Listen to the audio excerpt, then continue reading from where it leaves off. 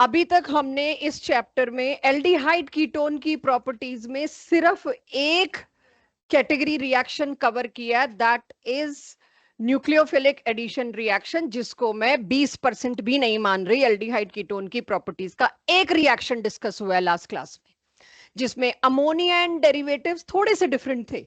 क्यों डिफरेंट थे ammonia and it's derivative वाला पार्ट? क्योंकि उसके अंदर एडिशन के साथ एलिमिनेशन भी हो रहा था, एक छोटा वाटर मॉलिक्यूल भी निकल रहा था। तो अगर आप पहले तो याद करें, क्योंकि यहां से बिल्कुल फ्रेश नया शुरू हो जाएगा, बट पिछली क्लास को याद करें हमने क्या कर लिया है, उसके लिए मैं आप लोगों से पूछना चाहूंगी कि अगर मैं याद करूं तो मैंने करा है न्यूक्लियोफिलिक एडिशन रिएक्शन, जिसमें पहला हाइड्रेट फॉर्मेशन था, दूसरा क्या था HCN साइनोहाइड्रन का बनना, तीसरा क्या था NaHSO3 जिससे मैं आइसोलेशन और सेपरेशन किया करती थी, चौथा क्या था मेरे पास, वो हो गया अभी बोला वही मैंने, NaHSO3 ही बोला। और मैं ऑर्डर मैं बोल देती हूँ। चौथा अगर मैं मान लू मैंने एसिटल कीटल किया, बहन जी बोलने दो, चौथा मैंने एसिटल कीटल किया, अगर मैं मान लू मैं फोर्थ नंबर ले आती हूँ उसको, तो ग्रिग्नार्ड भी हुआ था एक, वो तो खैर मैं मानती नहीं इस चैप्टर का है। आखिरी अगर मैं मानू ammonia and it's derivatives, ammonia and it's derivative में एक फर्क था तो वो न्यूक्लियोफिलिक एडिशन रिएक्शन ही, लेकिन उसमें एक छोटा मॉलिक्यूल वाटर का एलिमिनेट भी हो रहा था, तो उसके अंदर एडिशन और एलिमिनेशन दोनों हो रहा था। जस्ट अ गेस, एडिशन और एलिमिनेशन जब इकट्ठा होता है तो उस रिएक्शन को नाम क्या देते हैं? सो कंडेंसेशन का मतलब होता है addition as well as elimination. एक छोटे मॉलिक्यूल का एलिमिनेशन साथ में हो जाए एडिशन के, तो उसको बोला जाता है कंडेंसेशन। तो ये पिछली क्लास को थोड़ा सा मैंने वाइंड अप किया। अब आ जाते हैं सेकंड कैटेगरी, कैटेगरी बी, एक ही स्लाइड पे है बस, that is reduction.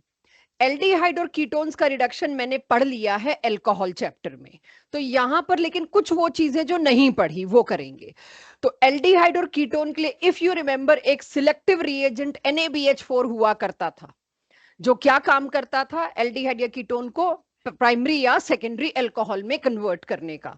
Lithium aluminium hydride भी सेम काम करता है, कैटलिस्ट के साथ हाइड्रोजन भी सेम काम करता है। तो मैं यहां पर लेकर क्यों आई हूं इसको, कुछ स्पेसिफिक चीज है जो अब तक आपके सामने लाई नहीं गई थी, इसी चैप्टर के लिए थी, ला भी नहीं सकते थे जब तक ये चैप्टर ना आए। लिथियम एल्यूमिनियम हाइड्राइड आपने देखा लगभग हर जगह लगाया जा रहा है, तो अगर आपको ये नहीं पता ये कहाँ यूजफुल नहीं है या क्या इसकी कोई स्पेशल चीज है, तब तक मेरा ये प्रिपेयर्ड नहीं माना जाएगा, क्योंकि पूछा तो वही जाता है, फिनिशिंग टच के बिना तो काम चलेगा नहीं। लिथियम एल्यूमिनियम हाइड्राइड बड़े कमाल की बात है, ये एल्डिहाइड को रिड्यूस कर देता है, एसिड को रिड्यूस कर देता है, नाइट्राइल को रिड्यूस कर देता है, आगे चैप्टर में आप देखेंगे एसिड के डेरिवेटिव्स को भी रिड्यूस कर देता है, किसी को नहीं छोड़ा इसने। लेकिन ये डबल बॉन्ड को रिड्यूस नहीं कर पाता। भाई कैटिनेशन सी सी बॉन्ड बहुत स्ट्रांग होता है, अब तक देखो ये किसको रिड्यूस कर रहा है, CO बॉन्ड को। सी सी बॉन्ड की पाई बॉन्ड और सिग्मा बॉन्ड जो कैटिनेशन है वो इतनी ताकतवर चीज है, तभी तो मिलियंस ऑफ कंपाउंड बने हैं इसके। तो सी सी बॉन्ड को रिड्यूस करना is not everybody's cup of tea. तो lithium aluminium hydride C double bond C को रिड्यूस नहीं कर पाता, लेकिन सिर्फ और सिर्फ उस C डबल बॉन्ड C को रिड्यूस करेगा जो कि कार्बोनिल ग्रुप के साथ कॉन्जुगेशन में हो, ऑल्टरनेट में, उसको फिर भी रिड्यूस कर देगा। ये इंफॉर्मेशन बड़ी रेयर है, मुझे नहीं पता ये आएगी नहीं आएगी, काम आएगी नहीं आएगी, लेकिन कहीं भी किसी भी टेस्ट में आपको किसी भी तरह के मॉक टेस्ट PCM टेस्ट में आपको ये मिल गया, तो आपका अपने आप से ट्रस्ट ना उठे, बताओ लिथियम एल्यूमिनियम हाइड्राइड मेरे को नहीं आता, जो रिएजेंट हर चैप्टर में पढ़ा है, तो क्या आता है? क्योंकि ये information according to the text आपके सिलेबस आपके लेवल की है ही नहीं, ये पोस्ट ग्रेजुएशन में जाके रिसर्च पेपर्स में जाके हमें उठानी पड़ती है। लेकिन अगर एक कहीं पर ऑप्शन में कहीं कुछ ऐसा आ गया, आपका कॉन्फिडेंस नहीं शैटर होना चाहिए, इसीलिए आपको दे रही हूं और आपको याद करा रही हूं कि ऐसा कुछ lithium hydride lithium aluminium hydride की प्रॉपर्टी है। तो ये तो रिडक्शन सिंपल हुआ, आप इन तीनों में से कुछ भी दे दीजिए, तो पहले से पता था, ये कोई नया नहीं करा रही, it is just a repetition. एक और रिडक्शन, अब मैंने नंबर 2 लिख दिया है क्योंकि इसको मैं नंबर 1 मान रही हूं। एक और रिडक्शन का वैरायटी कह लीजिए, जो भी कह लीजिए, आपके सामने नहीं आई थी, ये है क्लेमेंशन रिडक्शन। अगर मैं अपनी +1 की बात करूं तो एल्केन की प्रेपरेशन में ये 2 नाम दे देती हूँ मेरी बुकलेट में भी, और कहती हूँ कि +2 में करेंगे, इतना नहीं हम +1 में कर सकते। क्लेमेंशन रिडक्शन क्या है? आप कोई भी कार्बोनिल ग्रुप ले आइए, एल्डिहाइड या कीटोन, उसको जिंक का एमलगम, एमलगम का मतलब क्या होता है, मरकरी के साथ उसका सोल्यूशन, एक तरह से जिंक एमलगम दे दीजिए under acidic condition, you will find directly C double bond O से CH2, ऊपर डायरेक्टली CH2 नहीं बन रहा था, ऊपर क्या बन रहा था, अल्कोहल। ये एक ऐसी चीज आई पहली बार मेरे पास जो एल्डिहाइड या कीटोन को एल्केन में कन्वर्ट कर रही है। तो +1 के हिस्से में अगर आप देखने लगोगे तो एल्केन की प्रिपरेशन में पढ़ाता कोई नहीं, क्योंकि क्लेमेंशन एनसीईआरटी ने कवर कर रखा है 12th में। तो ये हुआ मेरे पास क्लेमेंशन। इन्हीं दो नेम रिएक्शन की बात कर रही थी मैं कि कोई साल ऐसा नहीं है बोर्ड के पेपर में ये ना आया हो, ऊपर क्लेमेंशन चॉइस में नीचे वोल्फ किश्नर, नेम रिएक्शन के बारे में अगर कोई सवाल पूछा हुआ। अब मेरे पास आता है, पहले तो क्लेमेंशन नोट करिए, उसके बाद वोल्फ किश्नर नोट करिए, फिर मैं आपसे बात करती हूँ। वोल्फ किश्नर कुछ देखा देखा लगेगा आपको, फिर मैं आपसे इस क्वेश्चन के आंसर के बारे में बात करती हूँ। जहां तक मुझे लगता है इसका आंसर पुरानी एनसीईआरटी में दिया है, बट नई एनसीईआरटी में नहीं दिया, सो आई डोंट नो, मैंने देखी नहीं, लेकिन नई एनसीईआरटी में बच्चों ने मुझे दिखाया कि इसका है नहीं। इसे नोट करिए, फिर आपसे बात करती हूँ। Which is preferred and why? Method is preferred, preferred method है आपका वोल्फ किश्नर। तो हाँ जी, नहीं वजह वो नहीं है, तो प्रेफर्ड मेथड आप लिख लीजिए। एनसीईआरटी सिर्फ इतना ही बता पाती है, वो भी अभी मुझे मिला नहीं ना, मैं इतना टाइम अभी वेस्ट कर सकती। लेकिन यस, ये मेरा अंदाजा है कि शायद पुरानी एनसीईआरटी में तो दे रखा है कि Wolff Kishner is preferred, why नहीं, बट वाई मैं बात करती हूँ आपसे। वोल्फ किश्नर इसीलिए प्रेफर्ड है क्योंकि वो सारा बेसिक मीडियम में चल रहा है। बट बेसिक मीडियम और एसिडिक मीडियम की बात नहीं है एक्चुअली, यहाँ प्रॉब्लम कुछ क्लेमेंशन में है। क्लेमेंशन रिडक्शन की एक प्रॉब्लम है जो आपको यहाँ बिल्कुल दिख नहीं रही है, कि अगर इस पूरे में यहां पर कार्बन चेन है दोनों साइड, एल्डिहाइड हो कीटोन हो कुछ भी हो, in case alcoholic group present है तो ये HCl उसका सब्स्टिट्यूशन कर देता है।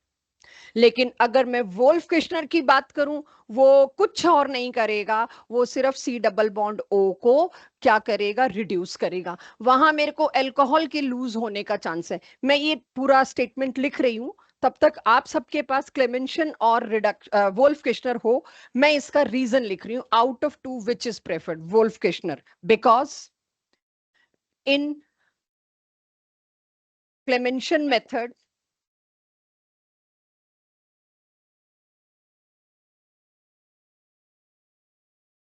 HCl used कैन कॉज, ये आपको असर्शन रीजन स्टेटमेंट्स में बहुत आराम से मिलेगा, used can cause substitution reaction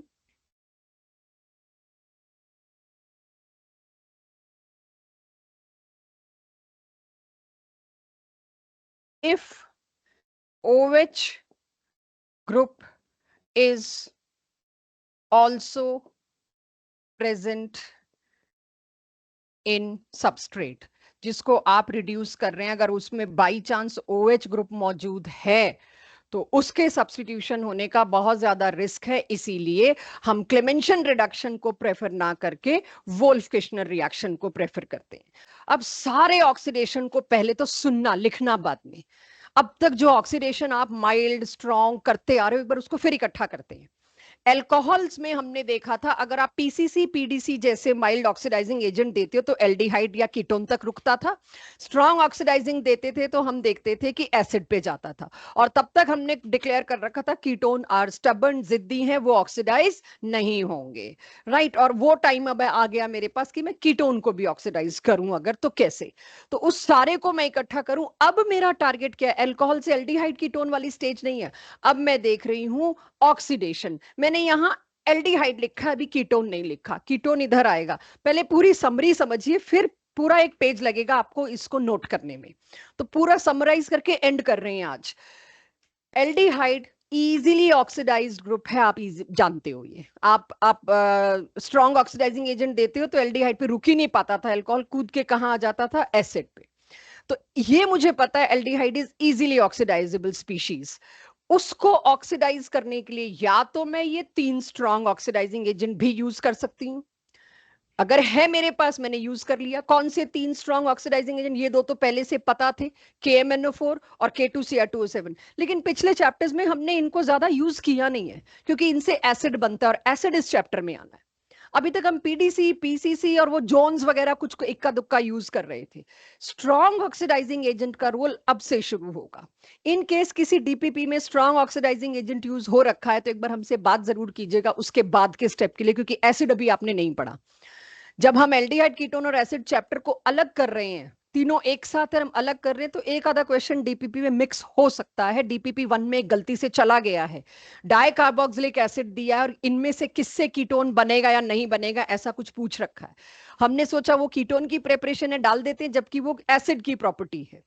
तो वो वाले क्वेश्चन को हम एसिड में डिस्कस करेंगे। तो क्योंकि 2-3 साल पहले ही हमने ये सेपरेट किया, तो एक दो क्वेश्चन इधर उधर हो सकते हैं, वो एंड तक वो भी क्लियर हो जाएंगे। स्ट्रॉन्ग ऑक्सीडाइजिंग एजेंट आप यूज करोगे, मजे से ये बनेगा। लेकिन मुझे पता है क्योंकि ये इजीली ऑक्सीडाइज्ड है, तो क्यों मैं स्ट्रॉन्ग यूज करूं? क्या मैं माइल्ड यूज कर सकती हूँ? यस। पिछले माइल्ड थे पीसीसी, पीडीसी, वो क्या करते थे? अल्कोहल को एल्डिहाइड में करते थे। अब जो माइल्ड की लिस्ट है वो क्या कर रही है? एल्डिहाइड को एसिड में कन्वर्ट कर रही है। मिक्स मत करना, इसीलिए मैंने आपको लिखने से रोका और कहा कि पहले आप सुन लीजिए ताकि बाद में आप इंटरप्ट ना करें इस चीज को। ये वाले माइल्ड कौन है? एल्डिहाइड से एसिड बनाने वाले। पिछले वाले माइल्ड कौन थे? अल्कोहल से एल्डिहाइड बनाने वाले। तो अब अगर मैं इस पे आऊं तो माइल्ड के नाम याद करा रही हूं, अभी काफी देर इस पे चलेंगे, हम काफी देर इस पे अभी लगेगी।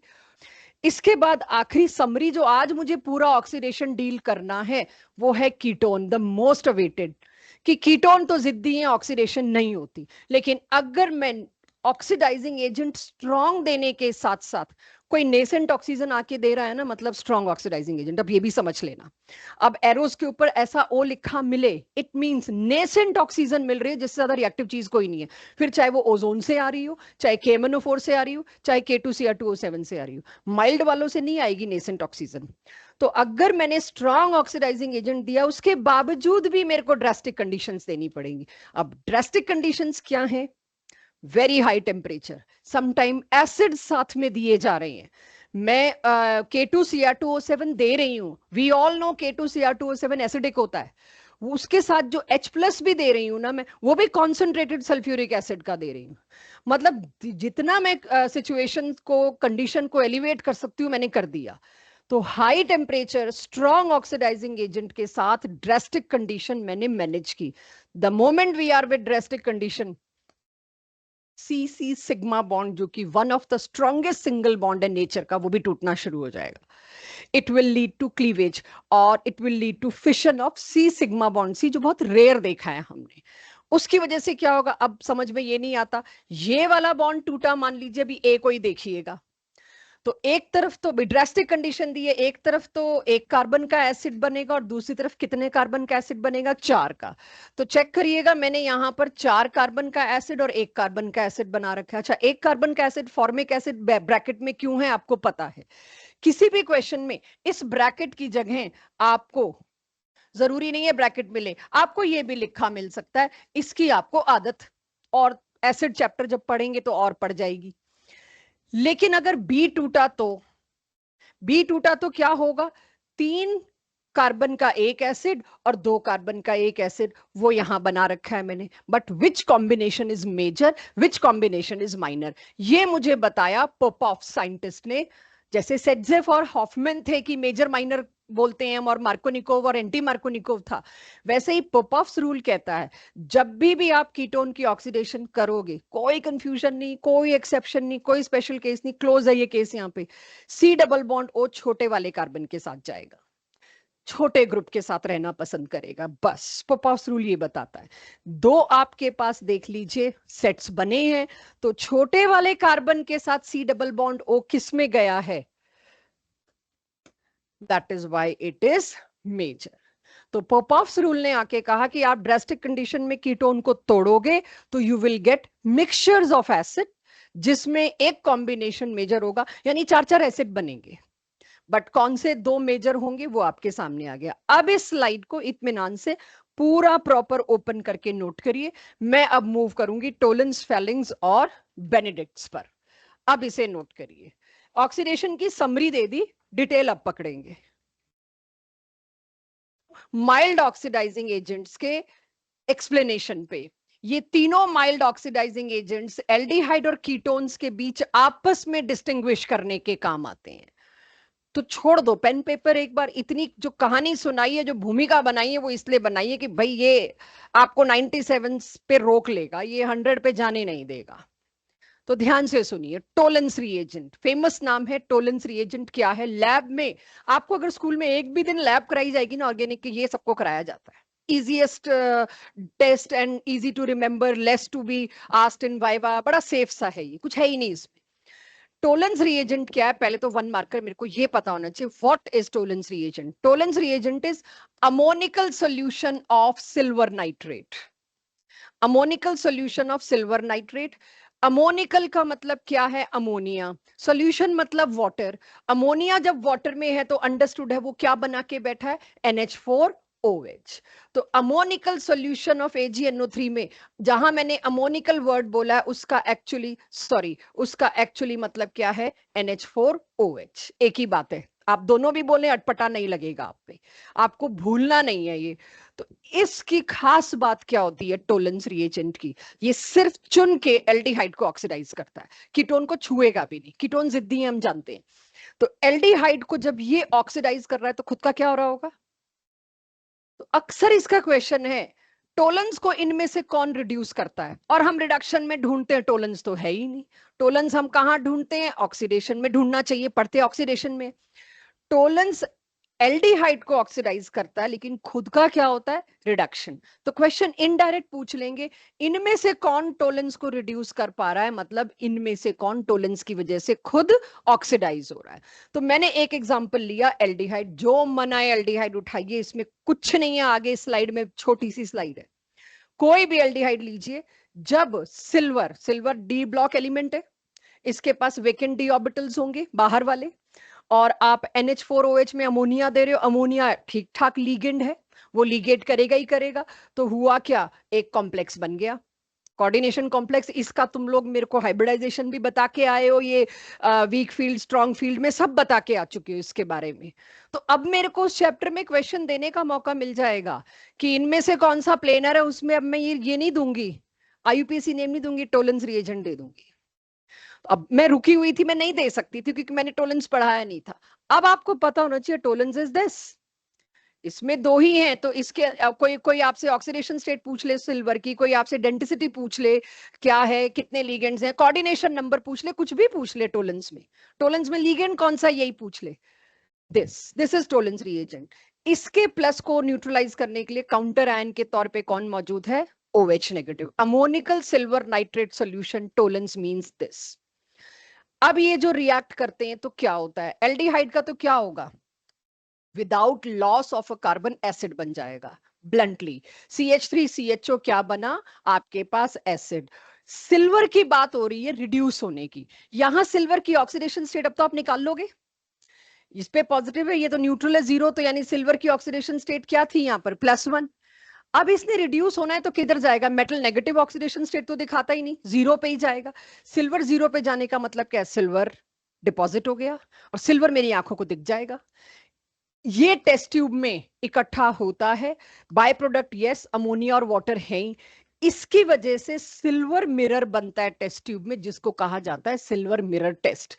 हमने भी ये +2 में जब पढ़ा था और लैब में जब करने गए थे, तो हम कैसे ही पढ़ते हैं हम, आप लोग पता ही है स्कूल में, या जो भी कुछ हम सोच रहे हैं आपको सिल्वर मिरर का पता लग रहा है, लेकिन जब आप लैब में जाते हैं, मैंने जब ये टेस्ट पहली बार लैब में किया तो मैं तो एक्सपेक्ट कर रही थी सिल्वर मिरर बनेगा, क्योंकि लिखवाया है सिल्वर मिरर बनेगा।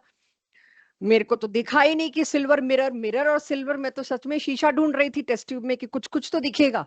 आई went to my lab teacher की ये तो सारी सॉल्यूशन ब्लैक हुई पड़ी है, इसमें सिल्वर मिरर है नहीं, और आपने बताया सिल्वर मिरर होगा। भाई बड़ी देर लगी मुझे उसके अंदर सिल्वर मिरर ढूंढने में। काले रंग की सॉल्यूशन के अंदर छोटे छोटे ग्लिटर से घूम रहे थे सिल्वर, और यहाँ सिल्वर मिरर बता के हमें तो लगता है टेस्ट ट्यूब पर तो मुझे पूरा मिरर चिपका मिलेगा फॉयल की तरह, जैसे बर्फी पे होता है। मैं तो कुछ वैसा ही ढूंढ रही थी, जो काजू कतली के ऊपर सिल्वर फॉयल आती है, शायद वैसा कुछ दिखेगा मेरे को। That is silver mirror, but that is not actually silver mirror. Silver mirror बड़ी आइडियल कंडीशंस में करें, बहुत कुछ ध्यान रख के करें, तो आपको दिखता कुछ ऐसा है। तो जब आप ध्यान से देखेंगे तो बिल्कुल काली सॉल्यूशन के अंदर छोटे छोटे सिल्वर के पार्टिकल्स ग्लिटर की तरह आपको दिखाई देंगे, वो भी जब आप देखना चाहोगे, कैजुअली नहीं दिखेंगे। तो ये आपके पास सिल्वर मिरर टेस्ट कंफर्मेशन देगा किस चीज की? एल्डिहाइड की। अगर टेस्ट ट्यूब में कीटोन है तो आपको सिल्वर मिरर नहीं मिलेगा। we'll do some practice for this. अगली सॉल्यूशन, अगला आपके पास जो आ जाता है टेस्ट, कह लीजिए माइल्ड ऑक्सीडाइजिंग एजेंट, कह लीजिए फेलिंग सॉल्यूशन। फेलिंग टेस्ट के नाम से जाना जाता है, वो जैसे सिल्वर मिरर टेस्ट के नाम से।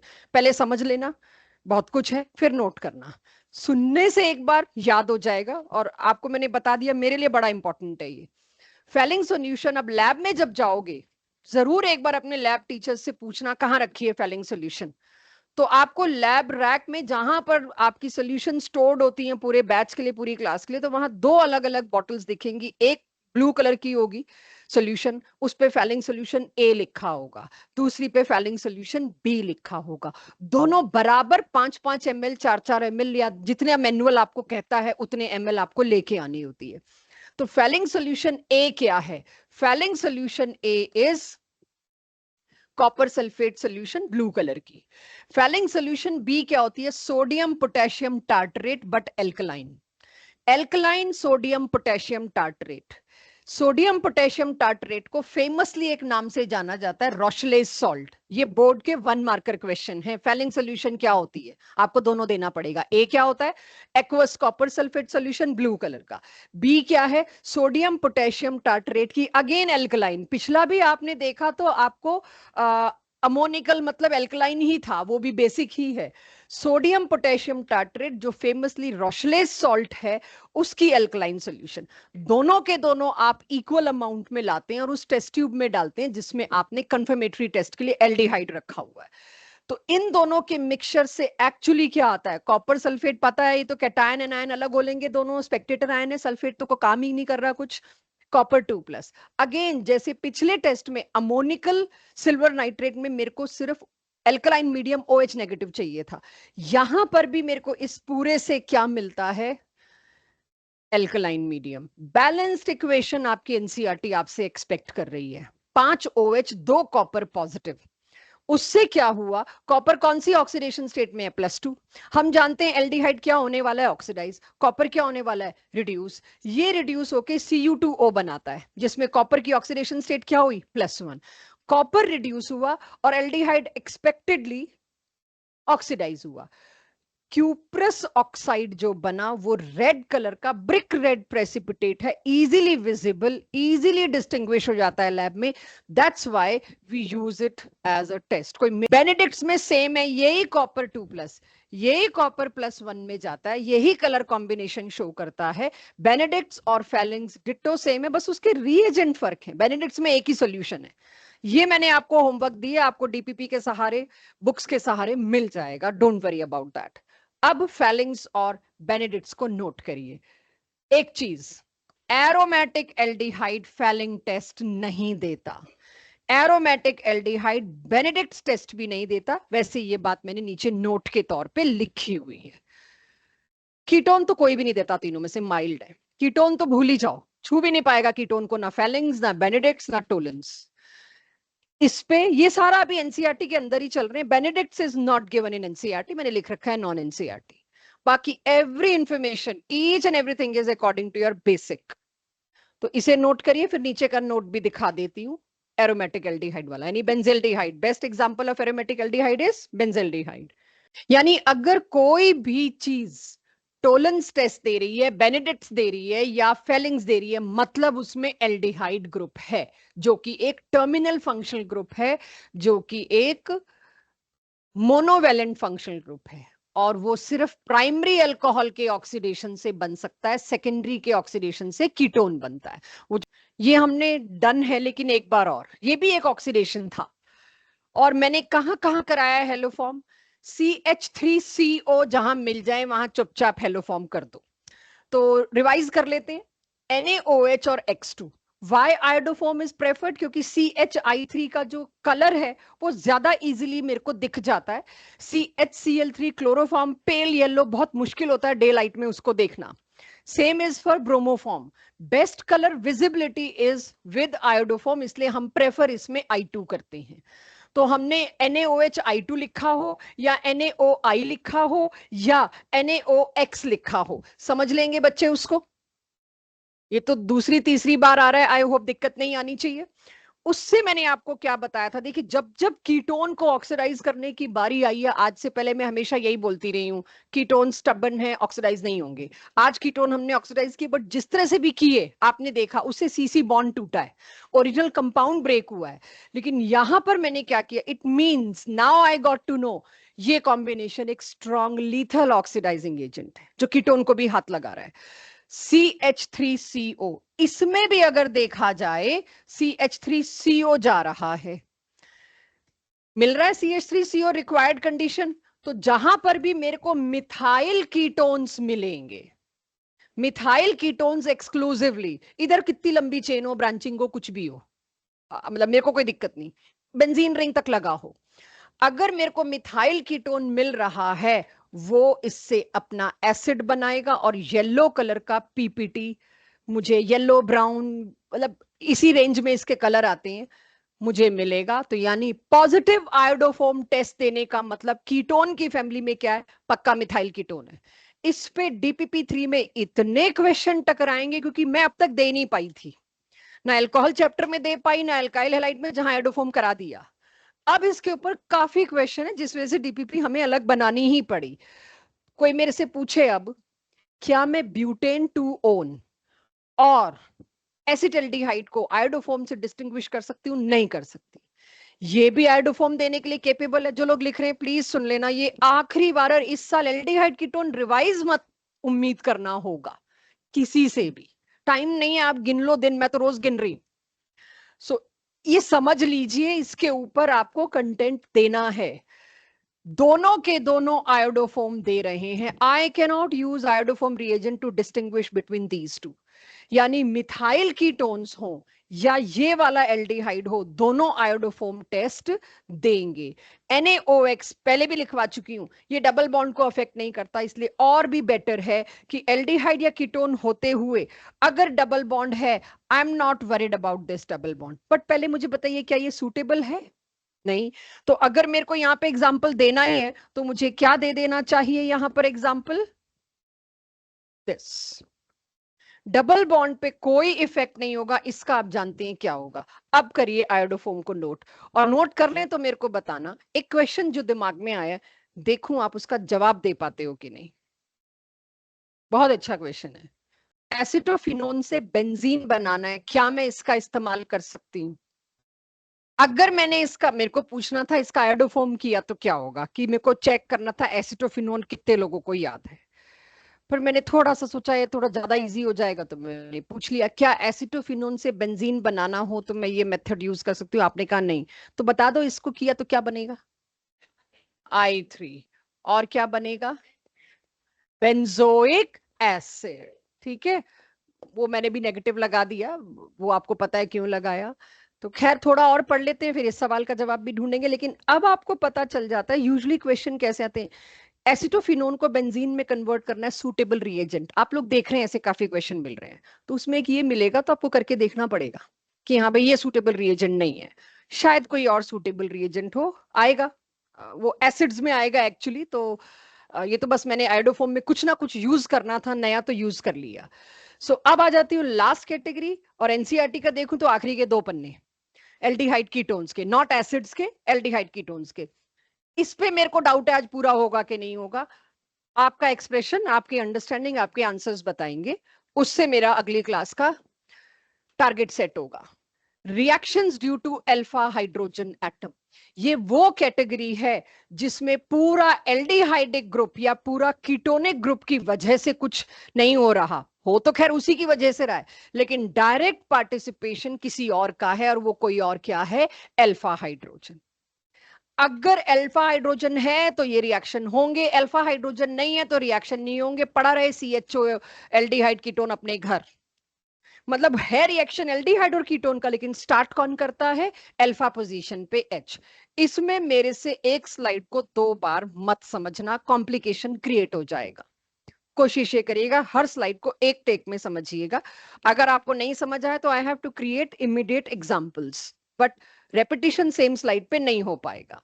तो अब मैं आपको सबसे पहले तो ये सीखना पड़ेगा ये कैटेगरी किन के लिए एप्लीकेबल है। उनके लिए जिनके अल्फा पे कम से कम एक एच हो।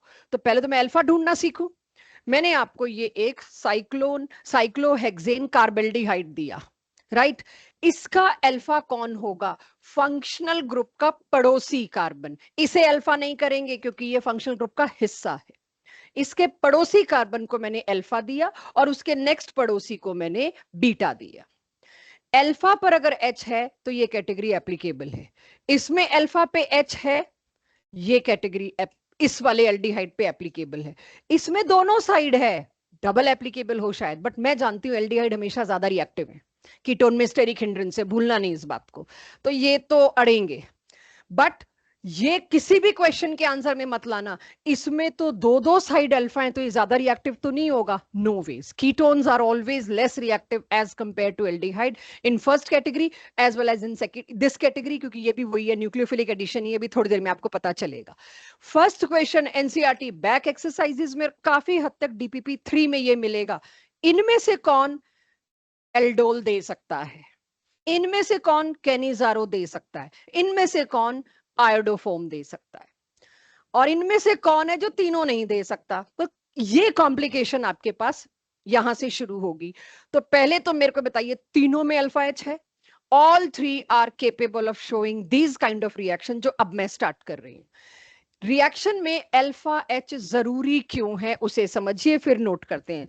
बेसिक एनसीईआरटी का बोर्ड का क्वेश्चन है, अल्फा हाइड्रोजन एटम ऐसा क्या करता है? वो एसिडिक होता है एक्चुअली, प्रोटॉन बनके निकलने को तैयार रहता है किसी न्यूक्लियोफाइल को देख के। क्यों होता है उसके साथ ऐसा? Why this H is behaving like it is acidic. ये क्या है मेरे पास? अल्फा है। I hope we all know functional group का पड़ोस वाला कार्बन अल्फा, इस पे 3-3 एच थे। मेरे को मतलब सिर्फ एक एच से है, बाकी दो मेरे को कभी लेने ही नहीं है। ये एच प्रोटॉन बन के इस उम्मीद में निकलता है कि ये बॉन्ड तुम रखो। इसने ये बॉन्ड रखा तो इस पे क्या आया? Negative charge. इसके नेगेटिव चार्ज को डीलोकलाइज करने के लिए बढ़िया C double bond O group मौजूद है। इस कार्बो एनायन को स्टेबलाइज करने का काम इन रेजोनेंस स्ट्रक्चर्स का है। यानी कि एल्डिहाइड के अंदर खुद के अंदर एक न्यूक्लियोफिलिक सेंटर बन गया। पहली कैटेगरी में पढ़ के आ रही हूं, इस पे न्यूक्लियोफिलिक एडिशन रिएक्शन होगा। इसने खुद ही अपने अंदर न्यूक्लियोफाइल बना लिया क्योंकि वो nucleophilic centre due to about resonance काफी स्टेबल है। इसीलिए इस एच को निकलने में दुख नहीं होता, इस सी को नेगेटिव चार्ज लेने में प्रॉब्लम नहीं होती। सो फर्स्ट क्वेश्चन आपका 1 मार्कर बोर्ड के हिसाब से, why alpha H of aldehydes and ketones are acidic. बिना इसके आंसर एक्सेप्टेबल नहीं है। करिए पहले इसको कि हम ये जो कैटेगरी पढ़ रहे हैं उस कैटेगरी में हम इन्वॉल्व हो रहे हैं तो कौन सी चीज की वजह से रिएक्शन स्टार्ट होना है। यानी कोई मर्जी रिएक्शन आ जाए इस पे, एल्डोल नाम से आएंगे अब। आप अल्फा एच पहले ढूंढना, अल्फा एच नहीं है तो आपको सीधे नो रिएक्शन लिखना है बस, जबरदस्ती रिएक्शन का प्रोडक्ट मत बनाना। तो इस कैटेगरी का पहला और इकलौता रिएक्शन, एक ही रिएक्शन पढ़ना है इस कैटेगरी में मेरे को, वो है एल्डोल कंडेंसेशन। आपको बता चुकी हूं आज क्लास के स्टार्ट में कंडेंसेशन का मतलब क्या है। पहले तो दो बड़ी चीजें ऐड हो और उसके बाद उसमें से कोई छोटा मॉलिक्यूल एलिमिनेट हो, उसको कहते हैं कंडेंसेशन। और आपने देखा इस रिएक्शन की वजह क्या थी? अल्फा एच, उसका प्रोटॉन बनना। तो उस प्रोटॉन को निकालने के लिए कोई तो इंस्टिगेट करने के लिए चाहिए। उसके लिए मुझे कौन चाहिए होगा? प्रोटॉन को एब्स्ट्रैक्ट करने वाली एक ही चीज है, बेस। तो उसको यूजुअली अकॉर्डिंग टू एनसीईआरटी हम ये दो बेसेस लेते हैं। मैंने एटसेट्रा इसलिए लिया है, डीपीपी के दौरान आपको एक बेस और मिल सकता है, उसे भी एक्सेप्ट कर लीजिएगा, लिस्ट में डाल लीजिएगा। 3 है वैसे, मैंने 2 लिख के दिए हैं अभी। तो कोई भी बेस आप दे दो ऐसे एल्डिहाइड को, इनमें से कोई भी बेस आप दे दो ऐसे एल्डिहाइड को या कीटोन को जिसपे अल्फा एच है, उसके अंदर आंख बंद करके ये रिएक्शन होगा। I will be giving you long methods, then I will be sharing shortcuts with you. Noted? Clear सबको? कंडेंसेशन। तो अब हम पहुंच रहे हैं एल्डोल कंडेंसेशन। यूजुअली अकेले एल्डोल पे अगर हम फैल जाएं, हमें समझ ना आए, पूरा एक लेक्चर भी डेडिकेट हो जाता है, कोई बड़ी बात नहीं है। ये रिएक्शन है ऐसा। मेरा तो पहले तो सवाल है भाई, अगर हम कहीं उलझे लुढ़के अगली क्लास में फिर एल्डोल चाहिए हो, तो मैं रिएक्शन पे आऊं, मैं कंडीशंस पे ना आऊं। तो मैं मेंटली प्रिपेयर्ड हूं कि अगली क्लास में आते ही मुझे शायद एल्डोल की कुछ चीजें दोबारा लेनी पड़े, I am okay with it. पहले इतना बेसिक मेरे को दोबारा ना लेना पड़ जाए। इनमें से किस में एल्डोल पॉसिबल है, किस में नहीं, मैं आपको इजीएस्ट तरीके से करा रही हूं, क्योंकि ये ज्यादातर बच्चों का वीकेस्ट पॉइंट होता है। आई वांट कि ये आपका स्ट्रॉन्गेस्ट पॉइंट हो। फोर्थ में पॉसिबल है। फोर्थ में जल्दी आ गए, फोर्थ में तो मेरा एक और भी सवाल है। पहले तो सेकंड में पॉसिबल है। इसमें अल्फा पोजीशन पर एक भी एच नहीं है, क्योंकि 4 बॉन्ड इसके ऑलरेडी एग्जॉस्टेड है। तो इसके अंदर एल्डोल नहीं होगा।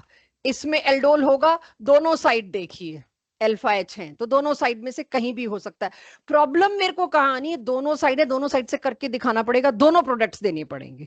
यहां दिक्कत मेरे को इस रिएक्शन में यानी कि प्रोडक्ट ज्यादा बनेंगे इसमें, क्योंकि इसकी भी चारों साइड ऑक्यूपाइड हैं। यहां भी नहीं होगा, इसमें होगा। बट दोनों में से कौन जल्दी दखल देगा?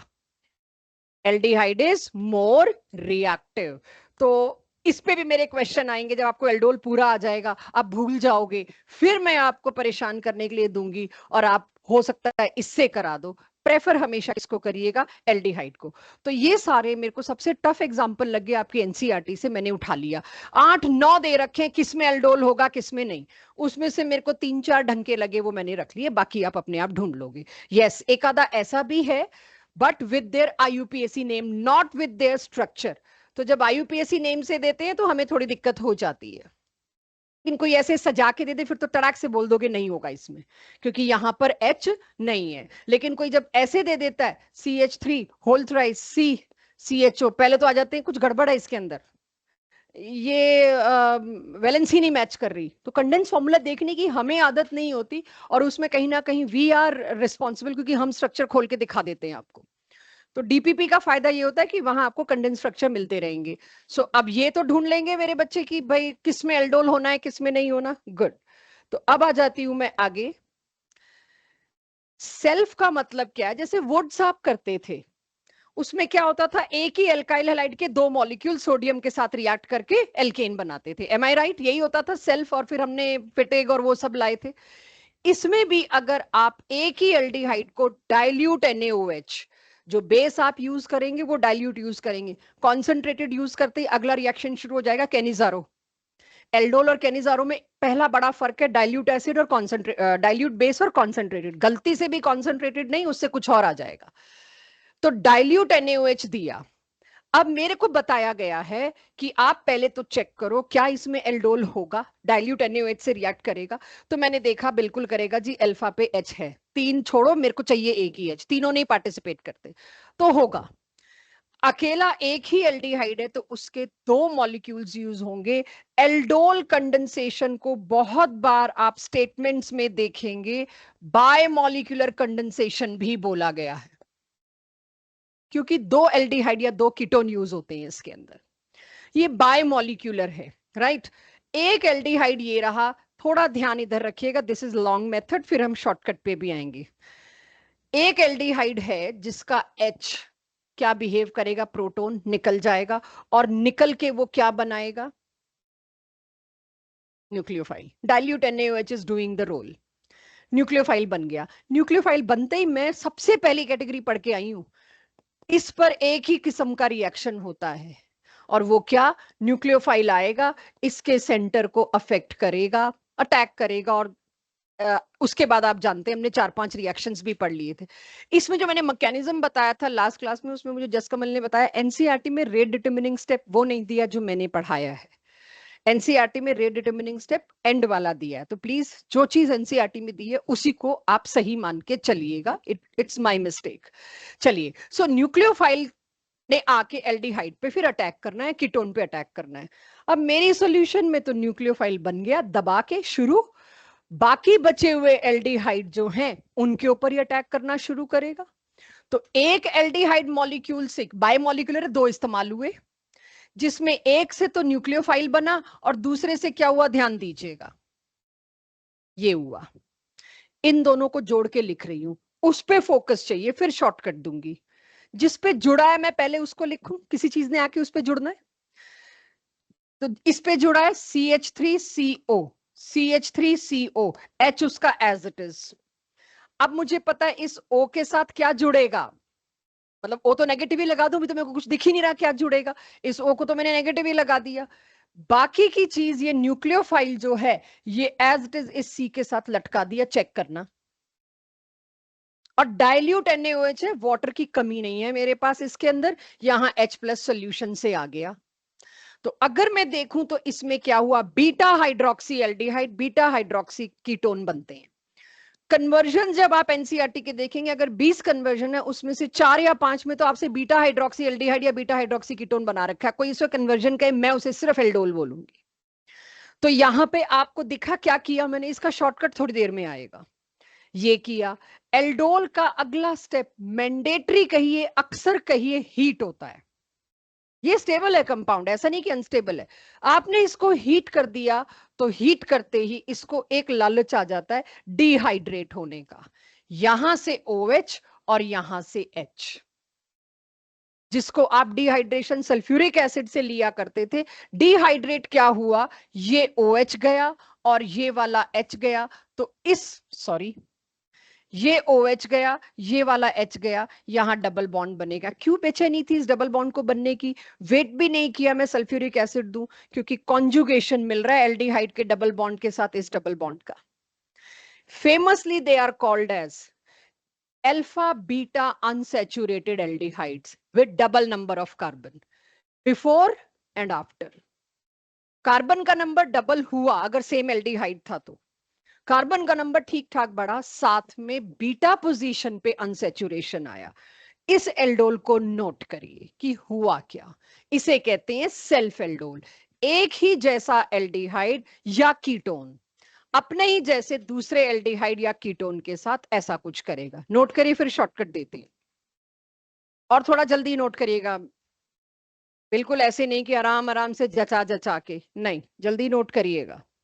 2 एसिटल्डिहाइड आमने सामने रख दिए, कुछ हद तक वही है अमोनिया एंड इट्स डेरिवेटिव वाला, मैंने यूं नहीं रखे, मैंने सीधे रखे कि भाई आदत होनी चाहिए, यूं खुद कर लेंगे हम। अगर मैंने वही एसिटल्डिहाइड ही लिया था पिछली स्लाइड पे, 2 एसिटल्डिहाइड सामने रखे, और आपको पहले ही बताया ये कंडेंसेशन है, एडिशन प्लस एलिमिनेशन। 2 चीजें ऐड हुई बायोमोलिकुलर, एक छोटा मॉलिक्यूल एलिमिनेट हुआ। लेकिन सिर्फ एक चीज, मैं अभी लंबे मेथड भी ला रही हूं क्योंकि एनसीईआरटी ने पूरा एक पन्ना डाला है इस पे, तो मैं कैसे इसको हटा दूं, बोर्ड में अगर आ गया एक्सप्लेन तो। लेकिन मेन प्रोडक्ट मैं कहूंगी चाहे कितना ही हम याद कर लें, मेन प्रोडक्ट अगर कभी डिसाइड करना हो तो शॉर्टकट से करना। इसमें क्या चीज ध्यान रखनी, कोई भी H सामने नहीं पटक देना, राइट। इसी की प्रैक्टिस अब इसके बाद कराऊंगी जिसमें मेरे को टाइम लगेगा। सिर्फ वो H लाइएगा जो अल्फा कार्बन के साथ हो। अगर मैंने यहां पर ब्यूटेनल दे दिया होता तो आप कहीं ब्यूटेनल का आखिरी वाला H ना लेते, C का। पॉइंट इज ये शॉर्टकट देख के सबको समझ आ रहा होगा क्या हुआ है, ये दिक्कत नहीं है मेरे लिए। दिक्कत मेरे लिए ये कि हम अल्फा हाइड्रोजन गलत ढूंढ लेंगे, कि अगर मैं आपको अब ये दूं और कहूं जी करो इसका एल्डोल, राइट, तो अब मेरे को पता है मेरे को सिर्फ और सिर्फ इस वाले हाइड्रोजन के H निकालने हैं, और आप यूं सजा के एक और सजा के इसके 2 H निकाल के कंबाइन करके दे आओ मेरे को। ये मिस्टेक होनी है, जितनी जल्दी बचा सको बचा लो, कि आपको फिर ऐसे घुमा के लिखना पड़ेगा कि वही वाला H फेस करे सामने वाले एल्डिहाइड को। उसी की प्रैक्टिस के लिए मैंने काफी सारे क्वेश्चन कलेक्ट कर रखे हैं कि आपसे जितने भी कर रखे हैं आपको आदत डालनी है। तो शॉर्टकट आ गया सबके पास, अल्फा बीटा अनसैचुरेटेड दिख गया आप सबको। तो ये जो पिछली स्लाइड पे मैंने ये काम किया हुआ था, मैंने इसका शॉर्टकट आपको दे दिया। इस शॉर्टकट की प्रैक्टिस सोचते हैं। अब उसमें मैंने H2 एलिमिनेट किया, यस, एक ही H हो, वहां मेरे को ये दिक्कत आएगी, वहां डिहाइड्रेशन नहीं होगा, वहां सिर्फ यहीं तक रोकना पड़ेगा मेरे को। एक चीज और इस बहाने मैं भूल रही थी, वो याद आ गया। इसमें कौन से 2 फंक्शनल ग्रुप हैं, एल्ड और ओल, इसीलिए इसका नाम रखा गया एल्डोल। फिर कल को मैं कीटोन दूंगी अभी तो कीटोल नहीं, एल्डोल इज सो पॉपुलर कि ये दोनों के लिए नाम यूज करा जाने लगा। तो एल्डोल रिएक्शन का मतलब क्या था?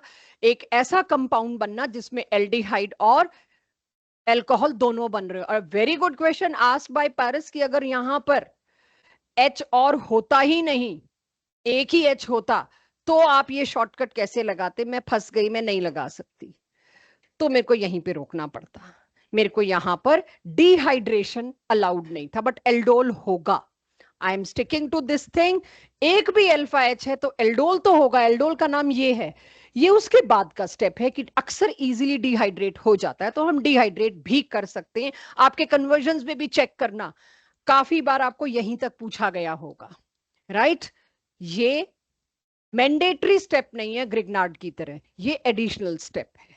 क्लियर सबको? चलिए, तो अब समस्या ये आती है कि आपने दोनों एक ही एल्डिहाइड और या एक ही कीटोन लिए, फिर तो आप टपाक से दे दोगे एक ही प्रोडक्ट बनना है। पॉइंट इज, अगर मैंने दो अलग अलग दिए, एक बार देख लेना मैंने क्या किया हुआ है, उसके बाद तुम लोगों की मर्जी। एनसीईआरटी ने पूरा एक पेज ऐसे लाइनें खींच के इसके ऊपर डेडिकेट किया है, तो आपको पता होना चाहिए। इन्फ्लुएंस वहीं से होता है क्वेश्चंस की क्वालिटी का। एक मैंने दिया एसीटोन, एक मैंने दिया एसिटल्डिहाइड। अब आप लोग मुझे बताइए, क्या दोनों के पास अल्फा एच है? दोनों के पास अल्फा एच है तो दोनों एल्डोल में पार्टिसिपेट करेंगे। इनका अपना अपना तो अलग चलेगा, सेल्फ। तो पहले तो मैंने ये चेक किया भाई अल्फा इसके पास भी है, इसके पास भी है। तो पहले तो मैं चाहूंगी इनका क्रॉस मत देखना अभी, इनका सेल्फ कहीं तो बना रखा होगा मैंने, ये रहे। पहले तो दोनों के पास, क्योंकि अल्फा एच है, दोनों के लिए डाइल्यूट NaOH है, तो यहां मैंने क्या लिए? दो एसीटोन लिए, देखना जरा। और वो हीट वाला स्टेप भी अगर हो रहा है तो मैंने क्या बनाया, चेक करो। बन गया मेरे पास। फिर दोनों एल्डिहाइड भी यही काम करेंगे, तो दोनों एल्डिहाइड के लिए भी मैंने ये करके रखा हुआ है। अभी मैं बना नहीं रही, आप बनाएंगे, मैं आपको टाइम दूंगी ताकि आप कॉपी पे रिटेन कर सके। 12th के बोर्ड में यही सबसे मुश्किल है बस। तो दोनों दो मॉलिक्यूल कीटोन के आपस में भिड़ेंगे, दो मॉलिक्यूल एल्डिहाइड के आपस में भिड़ेंगे, आप बता लोगे क्या बनेगा। लेकिन आई कैन नॉट इग्नोर, दोनों के पास जब अल्फा है, दोनों के पास कार्बोनिल है, तो ये आपस में भी तो रिएक्ट कर सकते हैं। अदर वे राउंड में मैंने ऊपर मैंने क्या किया, एल्डिहाइड का डबल बॉन्ड O यूज किया, नीचे मैंने क्या किया, एल्डिहाइड का अल्फा H यूज किया। This is example of cross aldol. Board का क्वेश्चन है, right short note on cross aldol. चारों देने पड़ेंगे। रिएक्शन तो एक ही है, क्रॉस एल्डोल। क्रॉस एल्डोल किसको कहा जाता है? अगर दो डिफरेंट कार्बोनिल कंपाउंड्स हो, दोनों कीटोन भी हो सकते हैं, दोनों एल्डिहाइड भी हो सकते हैं, एक एल्डिहाइड एक कीटोन भी हो सकता है, but provided they should be different. कितना आसान हो, अगर मेरे को सेम दिया हो एक ही प्रोडक्ट बनेगा, और अगर दो डिफरेंट दिए हो तो मेरे पास 4 प्रोडक्ट बनेंगे। बनाइए अपनी कॉपी में, फिर मेरे एक क्वेश्चन का आंसर दीजिए, उससे मुझे पता चलेगा आई विल गेट 4 प्रोडक्ट्स। ये बनने चाहिए। फिर इसके ऊपर अब मैं आपके ऑब्जेक्टिव के क्वेश्चन स्टार्ट करती हूँ। मैंने अल्फा बीटा गलत लिख दिए हैं, आई एम सो सॉरी। इसको अल्फा कर देना, अल्फा और बीटा। मैंने मेन हाथ ही निकाल दिया, पूछ में गलती हो गई बस। आई होप इतना मुश्किल लग नहीं रहा होगा जितना हमने पहले बना दिया इसको कि हाँ आज बहुत मुश्किल है। अब जो हमने करा, सिर्फ मेरी तसल्ली के लिए मैंने लिख दिया कि एक बार आप बच्चे देख लें, दोनों सेम एल्डिहाइड और कीटोन लिए, सिंपलेस्ट फॉर्म एक ही प्रोडक्ट बनेगा, प्रेफर शॉर्टकट। एक एल्डिहाइड एक कीटोन, या दोनों एल्डिहाइड लिए बट डिफरेंट, दोनों कीटोन लिए बट डिफरेंट, 4 प्रोडक्ट्स बनेंगे, 2 सेल्फ और 2 क्रॉस। तो अब जो मैं पूछ रही थी कि कोई कुछ क्रिएट कर सके जिसका आंसर भी आपके पास है, तो वो ये तीसरी स्टेटमेंट है। मान लीजिए आप 2 डिफरेंट एल्डिहाइड या 2 डिफरेंट कीटोन ले रहे हैं, तो क्रॉस की कैटेगरी में आएगा। लेकिन उसमें प्रोडक्ट कितने बनेंगे अगर किसी एक के पास अल्फा एच नहीं है और एक के पास है? फॉर एग्जाम्पल, शायद मेरे, हाँ एग्जाम्पल ये रहा कि इस लाइन को सपोर्ट करने के लिए मैंने यहां लिखा, मुझे बताइए कितने प्रोडक्ट्स। इसके पास अल्फा नहीं है तो इसका सेल्फ नहीं होगा, तो इसके लिए तो मैं यहां पर क्या सोच लूं, इसका सेल्फ नो रिएक्शन, इसका सेल्फ होगा। पहला रिएक्शन ही मैंने इसका सेल्फ दिया है, बना लोगे, और वो शॉर्टकट से आप बना भी देंगे। अब दूसरा क्रॉस, क्रॉस में क्या, इसका अल्फा एच नहीं है तो क्या हुआ, इसका ये तो है, बस फिर तो अब आप कर ही लेंगे। एक क्रॉस एक सेल्फ, ये दो प्रोडक्ट बनेंगे। इसके अलावा एनसीईआरटी बात भी कुछ नहीं करती। हाँ, कन्वर्जन में एकदम से आएगा तब आपको थोड़ा सा इंस्टिंक्ट से सोचना पड़ेगा। ये बीटा हाइड्रोक्सी एल्डिहाइड मांग रहे हैं, ये अल्फा बीटा अनसेचुरेटेड एल्डिहाइड मांग रहे हैं, कीटोन पक्का एल्डोल होगा। कार्बन के नंबर भी दुगने या काफी बढ़ रहे हैं, नॉट ऑलवेज दुगने, क्योंकि दो डिफरेंट भी ले सकते हैं। क्लियर सबको ये? अब जेई और नीट के पास्ट ईयर्स के सीधे क्वेश्चन उठा लिए मैंने। मेरे को इसका एल्डोल चाहिए इंट्रामोलिक्यूलर। इंट्रामोलिक्यूलर मतलब पिछली स्लाइड तक जो था वो एनसीईआरटी के एक्सरसाइज से उठाई हुई चीजें। अब इंट्रामोलिक्यूलर पढ़ाने का मतलब क्या है, सीधे क्वेश्चन कराने। क्या हो अगर एक ही मॉलिक्यूल में एल्डोल होने की पॉसिबिलिटी हो?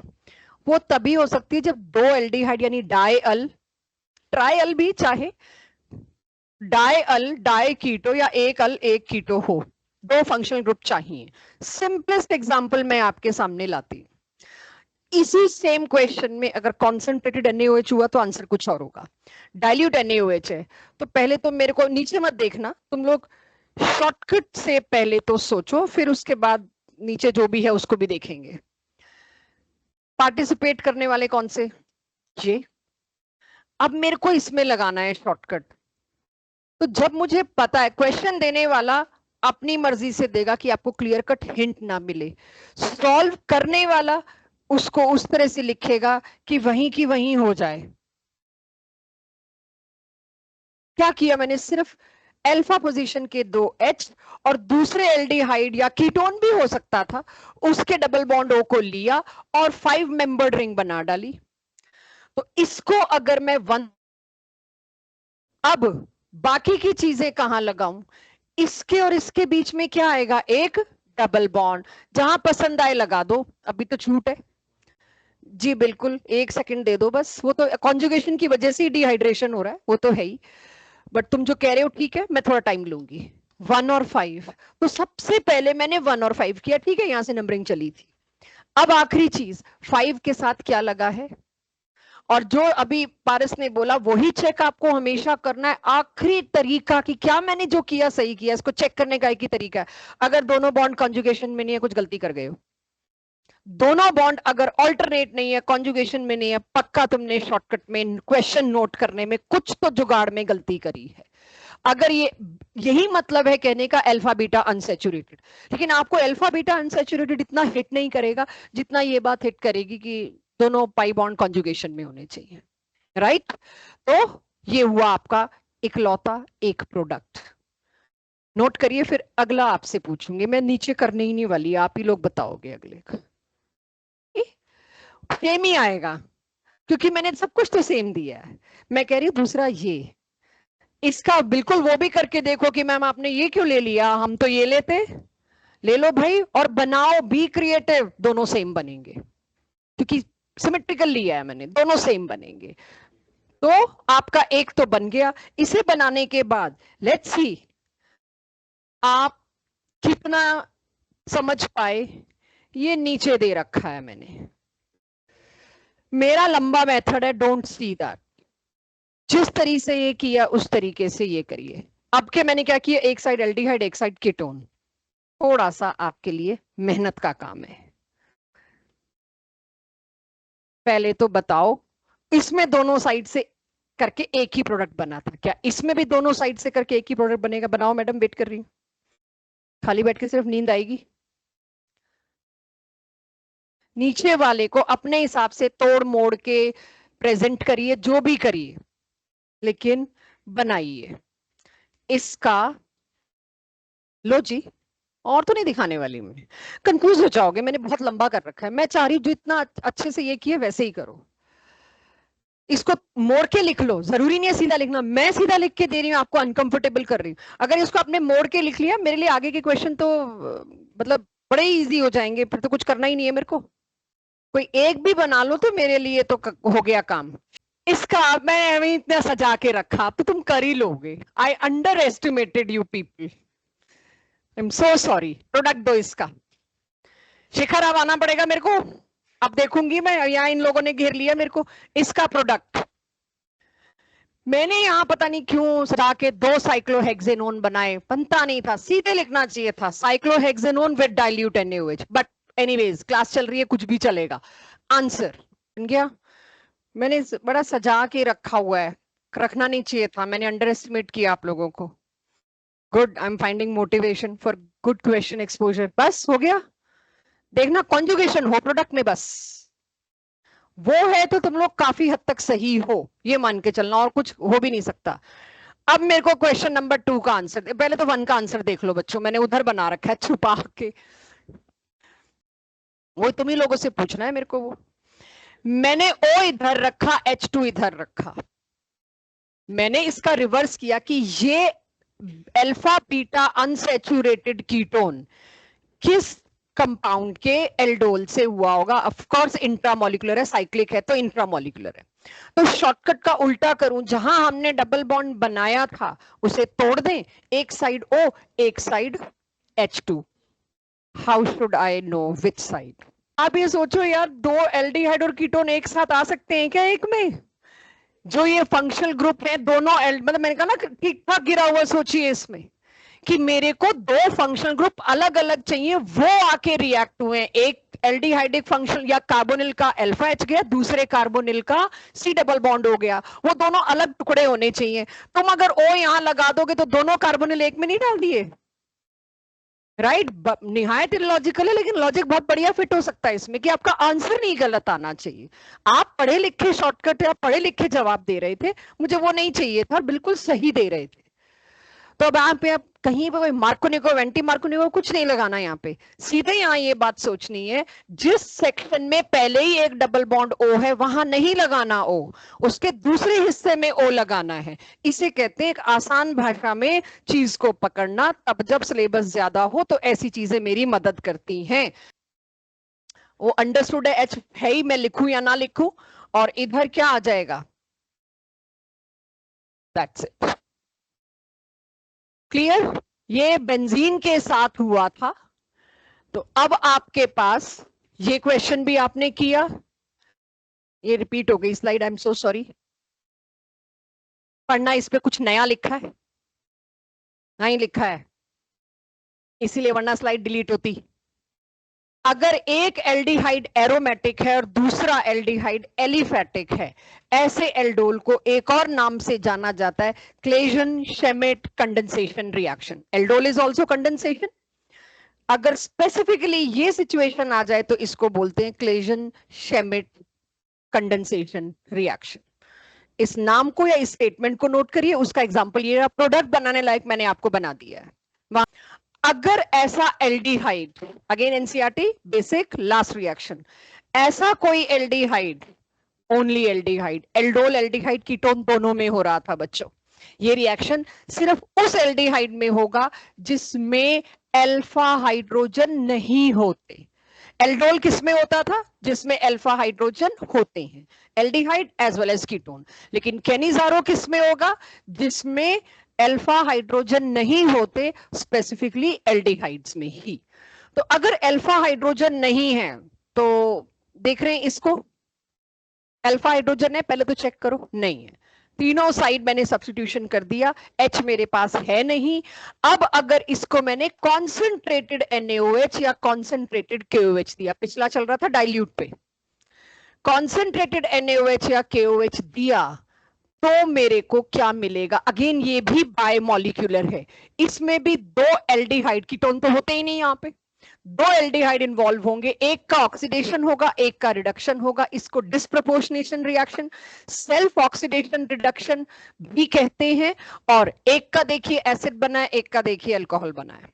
के क्यों लगाया आपको समझ आ रहा होगा, मेरे को हाइड्रोलिसिस करना पड़ेगा, उसके बाद अपने आप HH आ जाएगा, बस यही है कैनिजारो। पहचानना है किसमें कैनिजारो होगा किसमें नहीं होगा। तो मुझे बताइए, इसमें भी होगा, ये सारे एनसीईआरटी में दिए हुए एग्जांपल्स हैं। क्यों होगा भाई? इसके अल्फा पर कोई H नहीं है, एक बनेगा ये COOK और एक बनेगा CH2OK। जब तक मैं इसको एसिडिक हाइड्रोलाइज नहीं करूंगी, और ये एक बार मुझे याद है क्योंकि मेरे स्टूडेंट्स ने ही ये गलती की थी एक बार बोर्ड एग्जाम में, एक क्या बना है COOH, जबकि उसमें ए ये बनना था, और ए का हाइड्रोलिसिस होने के बाद बनता है बी। उनपे ये समझ नहीं आया, वो सीधे यहां पर एसिड बना बैठे। मार्क्स कटे हैं इस बात के कि आपको ए यही बनाना है। तब से मैंने भी सीखा भाई कुक वाला रिएक्शन बोलना शुरू करो, इनके दिमाग में घुसे कि ये कुक बनेगा पहले, क्योंकि पता होते हुए भी एक्साइटमेंट में तो बड़ा इजी है, देखा हुआ COOH बन जाएगा, एक का एसिड एक का अल्कोहल, और तड़ाक से बनाए जाते हैं और ए और बी की गिनती खराब हो जाती है। तो अब यहां तक हो गई मेरी एनसीईआरटी। यहां मेरे पास आ गया अगेन कंपटीशन में, इसमें डिफिकल्ट क्वेश्चन मैं क्या दे सकती हूँ, चेक। इंट्रा मॉलिक्यूलर कैनिजारो, एक ही मॉलिक्यूल में दो अगर एल्डिहाइड हुए, दोनों पे अल्फा एच नहीं है, तो वो इंट्रा मॉलिक्यूलर कैनिजारो देंगे और ये बनेगा। तो अब यहां से मेरे को आपको नोट करने का टाइम दे रही हूं, बट क्योंकि फ्लो बना हुआ है, लास्ट क्वेश्चन है मेरा आज का, कैनिजारो पे एंड है ये, क्या होगा?